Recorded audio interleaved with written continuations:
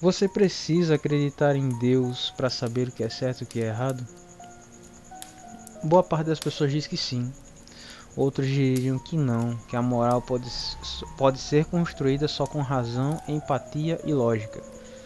O que é engraçado, porque o imperativo da empatia que nós temos hoje, principalmente no Ocidente, se advém de uma cultura cristianizada. Porque se você para dar uma olhada no mundo antigo, antes da cristianização ocidental e de parte do Oriente, a empatia humana não era lá grandes coisas. Hoje já não é. Agora imagina, por exemplo, Coliseu de Roma. Aníbal Barca dizimou o exército romano, 70 mil vidas ceifadas num dia só. Falar desses assuntos é muito complicado porque não, a pergunta em si não é se é possível construir uma moral, uma ética sobre bem e mal sem religião. A pergunta principal não é essa, a pergunta principal é qual é a natureza humana. E a natureza humana ela é terrível.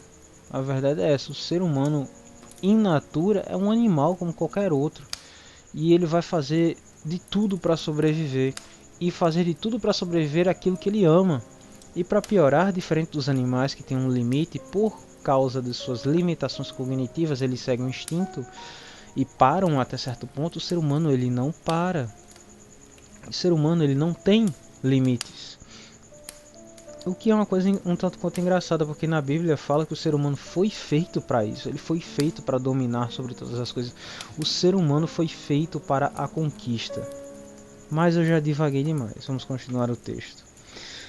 Bom, mas até os pensadores seculares eles tiveram um probleminha muito pequeno chamado influência do cristianismo.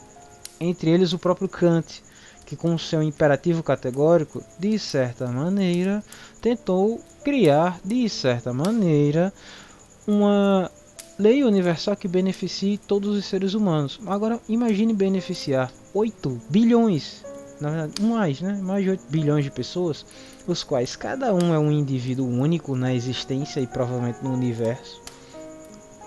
Cada um tem a sua visão, cada um foi influenciado por mil coisas, cada um está dentro de uma região influenciada por outras mil coisas, que vive num país com um contexto influenciado por mil coisas e muitas vezes em blocos econômicos, sociais e culturais que transpassam as redes nacionais. Olha a loucura. Tem como criar algo categoricamente universal para essa galera toda? Divididos por cultura, idiomas, formas de amar, formas de pensar, formas de viver, aparência. Então, né? Voltando. Então, como eu posso levar a sério muitas vezes autores que se afastavam de uma visão religiosa, mas que eram fortemente influenciados por ela? Vamos falar um pouco disso. A ideia de uma moral que não depende de Deus ou de alguma divindade é relativamente nova. Olha que novidade. Por muitos séculos, o certo e o errado eram definidos pela religião. E no Ocidente, hoje é o cristianismo, em sua grande parte. Foi só a partir do iluminismo que pensadores com muitas aspas, que o iluminismo veio de uma galera meio sanguinária, começaram a tentar responder: e se Deus não existir, como decidimos o que é bom ou mal? Uma coisa que vale a pena ressaltar é que se você pegar uma criança, por mais inocente ou estúpido ou ignorante que seja essa criança, ela vai saber de alguma maneira quando algo está errado ou quando algo não está bom. É como se o instinto humano fosse ligado a algo muito mais profundo que o material. Entende o que eu quero dizer? Vamos a uma ilustração sobre o que é certo e o que é errado. Dostoiévski, grande Dostô, sabe? Os irmãos Karamazov, a frase "se Deus não existe, tudo é permitido". Essa é uma visão que coloca a Deus como a base moral social suprema. Mas dá para separar ética e fé? É meio complicado porque a ética ela é uma construção cultural. era da ética dos povos da América do Sul fazerem certos sacrifícios não muito legais com outras pessoas. E isso estava atrelado à sua fé, sua visão de mundo. Como é que eu posso criar uma ética sem que ela não esteja ligada à minha visão de mundo, já que a minha visão de mundo muitas vezes está atrelada a uma fé, já que o ser humano, como diria Luiz Felipe Pondé, é o homus religiosus.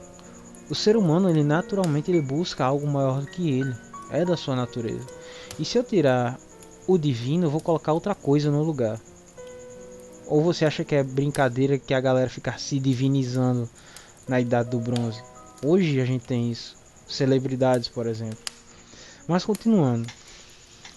Kant, ele foi um dos principais nomes a, como eu já falei, tentar construir uma moral baseada só na razão. Razão ocidental kantiana, a qual foi beber da fonte de ensinos cristãos que interferiram, por exemplo, em outros ensinamentos, como no estoicismo, a visão aristotélica, platoniana, socrática, por aí vai. Com pessoas como Tomás de Aquino, Santo Agostinho, Santa Hildegarda, né? Só essa galera aí, pouca coisa, mas enfim. Ele escreveu que devemos agir de forma que nossas ações possam ser universais, que é o imperativo categórico, dá sono só de pensar isso, mas enfim. Para ele, o ser humano ele deve ser tratado sempre como um fim, não como um meio. Cada ser humano é um fim, é algo, é uma história, não um meio para se chegar a algo. Só que, aí vem um pequeno detalhe. Essa visão, essa ideia de que todo mundo é um valor, tem um valor intrínseco, ela vem da onde? Hein, Mr. Kant? Muitos estudiosos como Alasdair MacIntyre e Charles Taylor, eles argumentam que isso é uma herança direta do contexto cristão que o Kant estava inserido, cara.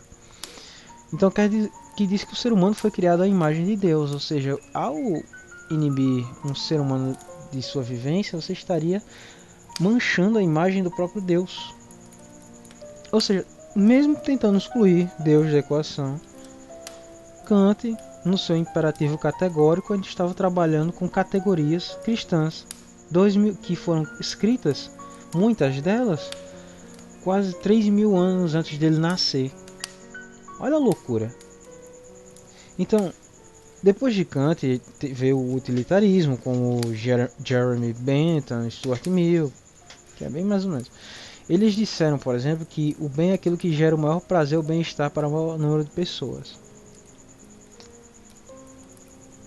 Combater os alemães entre 39 a 45 gerou bem-estar para quem?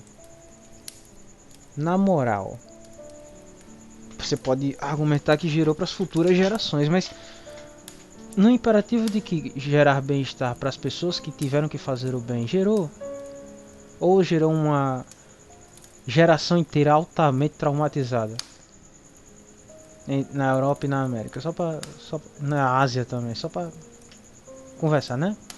Enfim. Olha, isso também, essa forma de visão dos dois, do Jeremy e do Stuart, é um pouco diferente da moral cristã. Só que isso também tem uma influência da moral cristã. Não tem como fugir. O foco no sofrimento humano, na compaixão, no cuidado com o outro, eles são valores fortemente enfatizados no cristianismo. Principalmente por quem? Por quem? O próprio Jesus Cristo. Amai o próximo como a ti mesmo. Primeiro, o resumo dos 10 mandamentos. Amai a Deus sobre todas as coisas e amai o próximo como a ti mesmo. Fazendo esses dois, você cumpre os 10 mandamentos e todas as leis de Moisés. Brincando. Mas é muito difícil, né? Amar o próximo quando ele discorda de você, quando ele te irrita, quando ele te xinga. É difícil. Mas o nosso Senhor, ele foi crucificado numa cruz. E você não pode aturar o seu vizinho só porque ele está com som alto. Porque senão, nossa, você está extremamente... Pelo amor de Deus. Continuando. São esses valores que são enfatizados, como a compaixão, eles são muito revistos e muito endossados na religião cristã, principalmente da figura de Jesus. O Mill, por exemplo, ele cresceu num ambiente fortemente secular, mas ele escreveu que Jesus foi uma das maiores figuras morais da história. O cara era fanboy de Jesus. Eu falo o quê? O que é que eu digo? Eu, Hellis Mortal. Então, mesmo ele reconhecia a grandeza e a influência de Jesus de Nazaré. Aí eu digo o quê? Eu que sou um mero estudante de filosofia autodidata, eu falo o quê, professor? Autodidata no sentido que eu não tenho um professor de filosofia, entendeu? Enfim. Então, um dos poucos que tentou romper bem mais ou menos com a moral cristã foi o Nietzsche. E bem mais ou menos mesmo, porque, por exemplo, quando Nietzsche diz que Deus está morto, isso não era uma comemoração, cara. Ele não estava dizendo, é isso aí, Deus morreu, nós somos top. Não, cara, era um aviso. Sem Deus, nós perdemos a base da moral tradicional. Para Nietzsche, estava tudo indo pro ralo. Na época de Nietzsche, já estava tudo indo para o ralo. Imagina hoje. Acho que ele vomitaria se visse o mundo hoje. As pessoas simplesmente não entendem Nietzsche, tá? As pessoas já vão direto para assim falava Zaratustra. Não vê nem um histórico da biografia do cara. Continuando, Nietzsche ele criticava a moral cristã como sendo uma moral de escravos, que é baseada na humildade, sacrifício e obediência. Você para pensar que ele está criticando literalmente pessoas legais, tipo obediência, sei lá, respeitar o outro, humildade, não se achar um Deus na terra, sacrifício, que é o bem-estar do outro, que é o amar o próximo como a ti mesmo. Talvez se as pessoas tivessem sido mais assim com Nietzsche, ele não teria surtado e ter parado num hospício, mas enfim. Ele queria uma nova moral além do bem e do mal, que é a ideia do Übermensch, que é baseada na vontade de poder, a vontade de potência. Ou seja, eu arrotei. Para ele, ou você cria novos valores, ou vive uma moral de segunda mão, que ainda respira os valores cristãos, mesmo sem a fé. Quantas vezes um cristão, que hoje é um dos pais da igreja, um dos pais da fé, não rompeu com tradições? Eu vou falar o maior exemplo. Para os católicos, nós temos apóstolo Pedro. Sobre ti, firmaria minha rocha e tudo mais. Isso é motivo de debate. Mas enfim. Mas eu vou falar aqui daquele que pregou pros gentios. Apóstolo Paulo. Apóstolo Paulo ele foi negado pelo povo, pelos filhos de Abraão. Negado. Expulsavam ele das cidades, enfim. Éfeso, por exemplo. Mas assim, ele pregou para as pessoas, para os gentios, pessoas fora da nação escolhida, que aceitaram a verdade de Jesus Cristo. E ele pregou para essas pessoas. Ele rompeu com certas tradições e escrevia contra a mistura de tradições abraâmicas com dos cristãos, porque havia um rompimento com essas tradições mais antigas. Segundo ele mesmo, não havia mais judeu, grego ou gentio, eram todos filhos de Cristo. Isso é um rompimento de tradição. De certa forma, é quase como o Übermensch de Nietzsche. Apóstolo Paulo. Continuando. Charles Taylor, ele no livro A Era Secular, que eu li 3 páginas que estaca fogo, de PDF ainda, ele diz que o humanismo moderno é como um cristianismo sem transcendência. Continuamos valorizando igualdade e direitos humanos com paixão, mas sem falar de Deus. Olha, não, é como se fosse uma ode ao óleo a Deus, porque ele não é o papaizinho que vem e dá o mingau na minha boca. Voltando, outros filósofos como Luc Ferry e nem sei de como se pronuncia, me perdoe, mas Jürgen Habermas também reconhecia isso. Habermas ele é agnóstico, admite que a democracia liberal e os direitos humanos são um fruto direto da tradição judaico-cristã. E ele diz: sociedades seculares deveriam reconhecer essa dívida. O mundo hoje, como ele é, só existe porque os cristãos lutaram algumas das maiores guerras que já existiram na face da Terra, como a Guerra de Reconquista de Espanha e Portugal. O mundo sem Espanha e Portugal não seria o mundo, tá ligado? Os dois grandes primeiros impérios navais, Portugal e Espanha, Império Português e Império Espanhol. De onde eles vieram? Do reino das Astúrias, que era o que sobrou dos visigodos, que resistiu às invasões muçulmanas durante a Guerra da Reconquista, que durou 770 anos. A maior das cruzadas foi a Guerra da Reconquista, feita pelos cristãos. Seu animal. Continuando.